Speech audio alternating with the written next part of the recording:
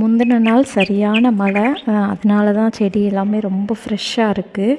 So அன்றைக்கி ஊரில் ஆடிப்பொங்கல், அதாவது August 5. அதனால் கொஞ்சம் கலர் கோலம் எல்லாம் போட்டு வாசல்லாம் ரெடி பண்ணிவிட்டு நானும் ரெடியாக போயிட்டேன். இது அம்மாவோட சாரீ. என்ன தான் நம்ம ஃபங்க்ஷனுக்கு புது ட்ரெஸ் எடுத்து போட்டாலும் கூட இந்த அம்மாவோட, அதுவும் இந்த காட்டன் சாரீ அப்படின்னாலே அது ஒரு எமோஷன், தனி எமோஷன் தான் இல்லையா? ஸோ அது மாதிரி பாப்பாவுக்கும் ஒரே கலர் அவுட்ஃபிட் அமைஞ்சிருச்சு, யதார்த்தமாக அமைஞ்சிருச்சு. அதனால மேட்சிங் ஆகிட்டோம். அம்மாவோட சாரீ ரொம்ப கம்ஃபர்டபுளாக வியர் பண்ணியிருக்கிறப்போ ஒரு இதுவே தெரியல, சாரீ வியர் பண்ணியிருக்கிறோம் அப்படின்ற கஷ்டமே தெரியல. கோயில் கிளம்பி போயிட்டு நல்லபடியாக பால் பொங்கிச்சு, சாமி கும்பிட்டுட்டு வந்தாச்சு.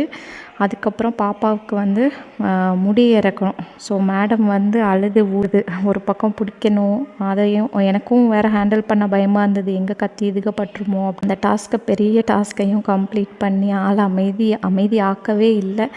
ஒரு வழியாக வந்து முடி இறக்கிட்டு வந்து பாப்பாவை வந்து சுடுதண்ணி வீட்டிலேருந்து கொண்டு போயிருந்ததை வச்சு நல்லா தொடச்சி க்ளீன் பண்ணி, முடியெல்லாம் போகவே இல்லை சுத்தமாக, அது ஈரமாக இருக்கவும் அதெல்லாம் பண்ணிவிட்டு பாப்பாவோட அவுட்ஃபிட் போட்டு பார்த்தேன். ரொம்பவே சூப்பராக இருந்தது. அதுவும் 2 பேரும் அப்படியே டிட்டோவாக ஒரே கலர்ன்றப்போ ரொம்ப ஹாப்பியாக இருந்தது பார்க்குறப்போ. அது அப்படியே அன்எக்ஸ்பெக்டடாக அமைகிறப்போ ஒரு ஹாப்பினஸ் வரும் இல்லையா? அந்த மாதிரி 2 பேரும் அப்படியே ஒரு வீடியோ எடுத்துகிட்டு நல்லா ஜாலியாக இருந்தது. அன்றைக்கி டே சூப்பராக போச்சு. அதுக்கப்புறம் கோயிலில் போயிட்டு மாவிளக்கெல்லாம் வச்சுட்டு அதை கொஞ்சம் பிரசாதம் எடுத்து பாப்பா, நான் எல்லோரும் சாப்பிட்டோம்.